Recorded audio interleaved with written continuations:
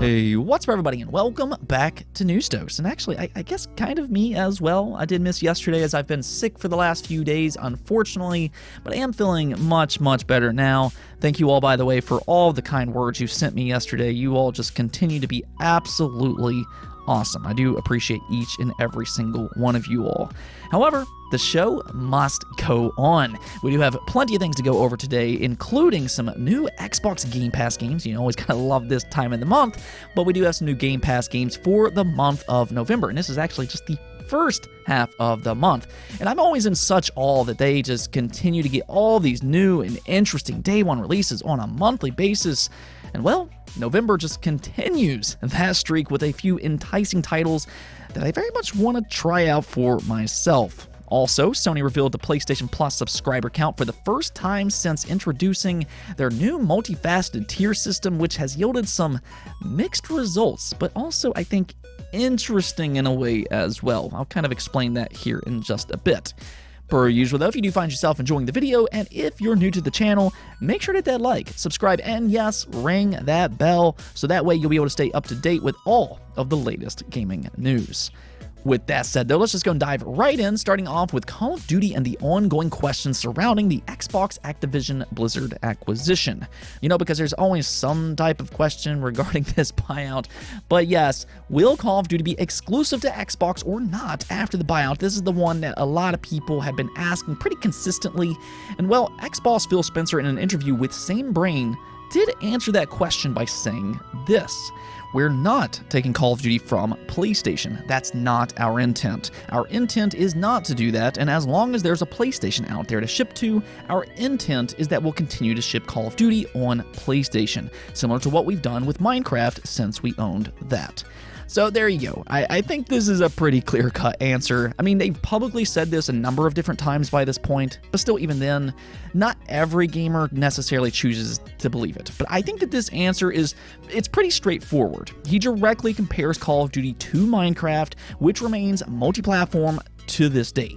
I think one of the problems that gamers have right now, though, is that big corporations do have a tendency of playing these word games. So there is that healthy dose of speculation that I think is very much merited.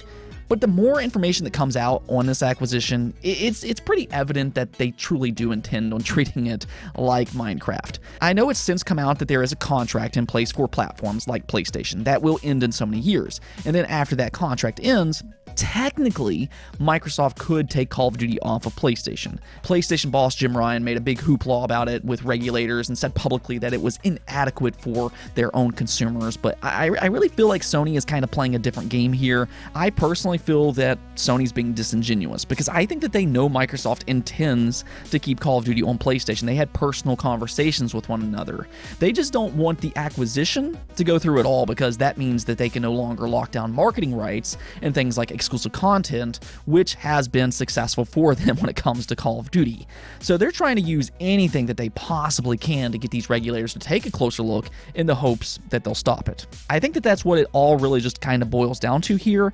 But let me put it a different way. Minecraft is owned by Microsoft as well. We all know this, and I assume that Minecraft operates under very similar conditions. They're not forced to put Minecraft on other platforms, but they choose to, and that includes completely new games like Minecraft Dungeons and Minecraft Legends. There's a good chance that contracts are in place for those as well. We just don't necessarily hear about these type of things. But Call of Duty, from everything that we've heard, it's not going to operate any different than Minecraft. Now, as for all the other Activision Blizzard IP, really, I think that that's where gamers should focus their questions. Will future Crash Bandicoot games, as an example, be exclusive to Xbox? That type of stuff still kind of remains to be seen because so much attention is being put on Call of Duty. But either way, at the end of the day, I keep saying this, but I really think that this acquisition is much more for Xbox Game Pass than it is about exclusivity. Even Phil Spencer alluded to that in this same interview. Next up, more Marvel games are on the way. This is something that we are starting to see more of, which I'll kind of come back to here in just a second. But EA and Disney announced a new partnership that has them working on 3 new Marvel-related games. Now, we already know one of these games, which is Iron Man, developed by EA Motive, which is the same studio that's currently working on the Dead Space remake. That one could turn out to be interesting. I know there's a lot of Iron Man fans out there, but as for these other two, they've yet to shed any light as to what they could be. Details currently are sparse, so we don't really know the size of these games, how far along they are in development, or anything like that. But if you are a Marvel fan, I think you have to be pretty happy right now. Disney is taking the game industry very serious, and that's becoming more and more evident as we continue along. I think after Spider-Man on the PlayStation 4 had so much success, they kind of looked at that and they thought, hey, there's a lot of potential here, because since then, we've seen countless partnerships. Bethesda, they're working on Indiana Jones. There's countless Star Wars games in development right now. Wolverine is coming from Sony. You have Avatar from Ubisoft, Skydance Media. They're working on a Black Panther and Captain America game. And now they're announcing even more Marvel-related games are coming. So Disney seems to be diving face first into the game industry, though I do find their strategy to be interesting. So far, they're just partnering up with various publishers. But I think if they continue to have a lot of success, I kind of wonder if they'd maybe try to invest even more into the game industry by, doing something like getting their own studios. With the acquisition season continuing on, Disney could maybe swoop in and get involved with all of that. Now, of course, I'm just speculating here, but one thing is for sure.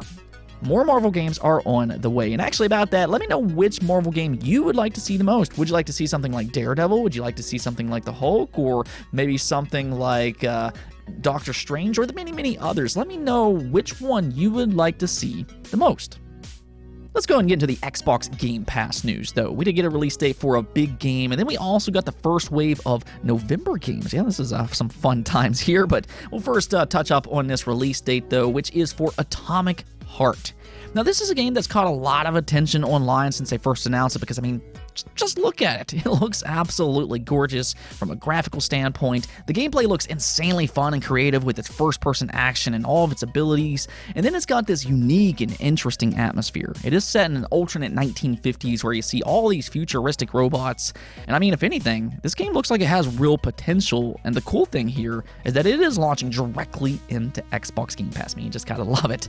But we do now have a release date. Its release date seemingly leaked ahead of its full announcement, revealing it will be out on February 21st of 2023, which technically means that they didn't quite meet their goal to release it this year, but the good news here is the wait won't be much longer. I do hope this one turns out to be as good as it looks, though. You never really quite know until you get to play it yourself, but from what we've seen so far, Atomic Heart, it really does look like it could be a special first-person shooter when it releases, and the fact that it is launching day one into Xbox Game Pass, the barrier to entry is pretty low and affordable here. Again, you just gotta love it.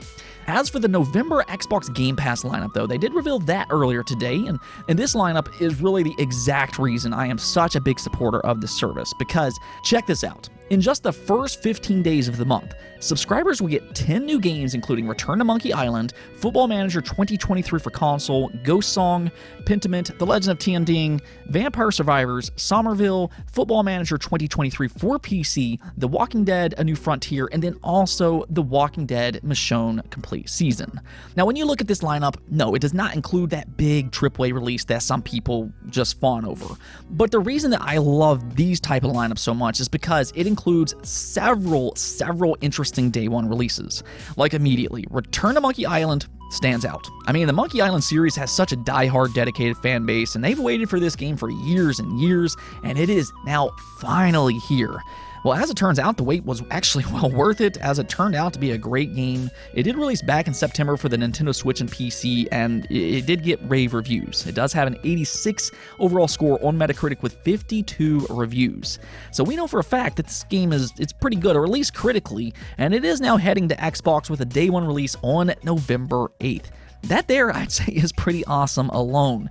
But there's other games here as well that I think deserve some attention, Pentiment being one such title. This is actually a first-party Xbox game developed by Obsidian Entertainment. It's not really the type of game that you'd expect from them. They tend to specialize when it comes to RPGs, but this instead is more of a narrative adventure game, but I think that it does have an interesting and unique premise to it. In this game, you actually play as a master artist in the 16th century that finds himself in the midst of a murder investigation. You then have to make decisions that can impact the world around you. Again, it is a narrative adventure experience. If anything, though, I like that this game is trying to do its own thing here, and the director is Josh Sawyer, which is behind the Pillars of Eternity series, so Pentiment might be worth a try when it releases on November 15th.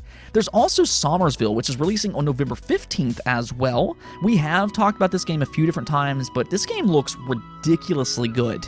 This is coming from the co-creator of Inside and Limbo, so you might notice some similarities here, but it's got such an ominous, atmospheric vibe to it. It is about an alien invasion, and then the character you play as has to venture out in its dangerous world to quote-unquote make his family whole once again. I believe this one might possibly turn out to be a surprise hit, though. I know I'm personally excited to check this one out, as Limbo and Inside, for that matter, were absolutely fantastic games. So maybe we'll get another good game here in Somersville. Now, Ghost Song I also think looks highly interesting. This one is releasing on November 3rd, so just a couple of days from now, and you can clearly see it was heavily, and I mean heavily, inspired by the 2D Metroid series. I mean, the jump animation, the shooting mechanics, and even the wall jump.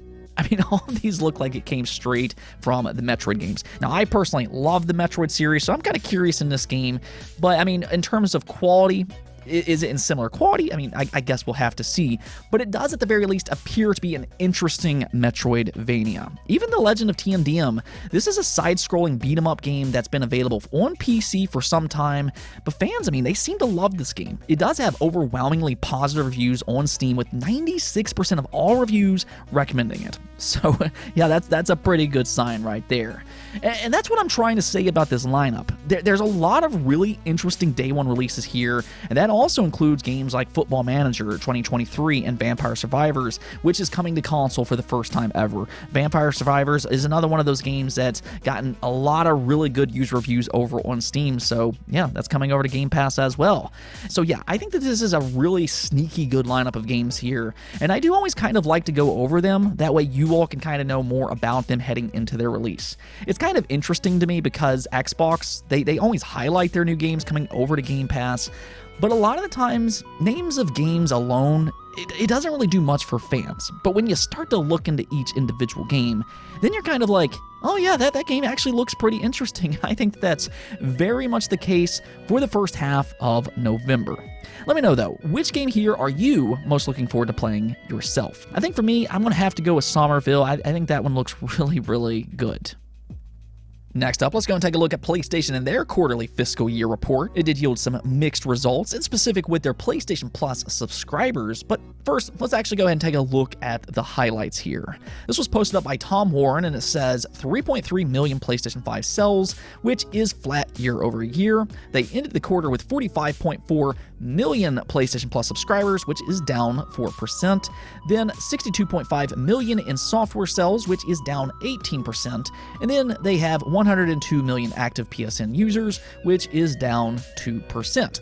So not necessarily the strongest results in the world, but overall, I think that this is pretty much to be expected by this point. We are seeing similar things pretty much across the board, especially with financial tightening across much of the world. So I'm not necessarily overly surprised by the results here. What I thought was interesting, though, is their PlayStation Plus subscriber count, because they did report that it has 2 million less subscribers, which is noteworthy because they did just release their new multifaceted tier system. So you would think that they would have grown since then, but actually the opposite is happening here instead. Now, with that said, despite them losing subscribers, there is a bit of a silver lining here because they're actually making more money from subscriptions. They did post a 16% increase in network services, which includes PlayStation Plus. So basically, more or less, they have less subscribers, but because they're paying more for services like PlayStation Plus Extra and Premium, overall, Sony's actually making more money. So maybe a little bit of mixed results there depending on how you look at it. Though I think that there is an important question to be asked here. Why are people unsubscribing to PlayStation Plus despite them revamping their service? And I think that there's two different things happening here. One is what I noted before. People's finances are becoming a little tighter right now. So that could possibly be a factor here. But also the other is how enticing Sony's actually making these services. And I think that there still needs to be some work done there. Since they launched PlayStation Plus Extra and Premium, Only one month has stood out to me personally as being impressive, and that was the month that they released Stray Day 1. Since then, it's pretty much mostly just been older titles, and I think that there's a limited reach for that type of service. I do think that they need to commit more and get more Day 1 releases. Whether it be something like Xbox Game Pass, you have Netflix, or whatever, new content is what keeps people subscribed. I am not subscribing to a service to kind of do a crapshoot where have I played this game before or have I not? So I think that they need to really invest into Day 1 titles. But hey, again, they did actually make more money here, so that there is that. I, however, did not like their reasoning as to why they said that they lost subscribers and why third-party sales was down. They actually blamed it on users going outdoors more. I don't know. That seems kind of like a strange excuse to me, but hey, whatever, I guess. Let's go and take a look at the poll of the day, though, and I wanted to kind of get into one of the all-time continuous debates when it comes to gaming, and that is, what type of controller do you prefer when it comes to analog sticks? Do you prefer that asymmetrical style like the Xbox, the Nintendo Switch Pro, etc., or do you prefer the symmetrical analog sticks like PlayStation? And as you can see here, 67% of you do prefer asymmetrical, where only 13% of you all prefer symmetrical. And yeah, I'm with you all here as well. I've always kind of preferred asymmetrical, as it feels like things are really spaced out well. There's also easy access to things like the D-pad. So controllers like the GameCube, Xbox 360, which seems to be a fan favorite for a lot of people out there, have always been insanely comfortable. To be fair though, I will say that I think PlayStation has really improved their symmetrical design over the years, and I'd say with both the PlayStation 4 and the PlayStation 5, I think that their controllers are still comfortable. It was really the PlayStation 3 controller that I didn't like. The PlayStation 3 controller was just cramped, in my opinion, but pretty much since then, I think that they've done a pretty good job. I know that there's still going to be preferences between, one of the two, but I don't think that any of the modern controllers per se necessarily stands out to me personally as just being flat out uncomfortable. I mean, I guess the Switch Joy-Cons in handheld mode, I did have to get a Switch grip for that, which, that did fix the problem, but overall, I think all of the big three has kind of learned how to make comfortable controllers throughout the years. Let's go take a look at one of the comments here, though, as Sheffy City Vibes said, Nintendo 64, aka Satan's controller, still just hit different even if it doesn't make sense. And hey, that's the best controller ever. I don't know what you mean by Satan's controller. You just have to grow a third arm, and then it just makes perfect sense after that. Seriously though, it will always be a mystery on how Nintendo decided that controller was actually a good idea. Still though, Nintendo 64 was still one of my favorite consoles, despite its controller being a little questionable, to say the least. Anyways though, that's it for this episode, but if you liked the video, don't forget to hit the bell notification and subscribe button for more content just like this. Also, if you'd like to support the channel through Patreon, thank you for making this content possible. Peace out.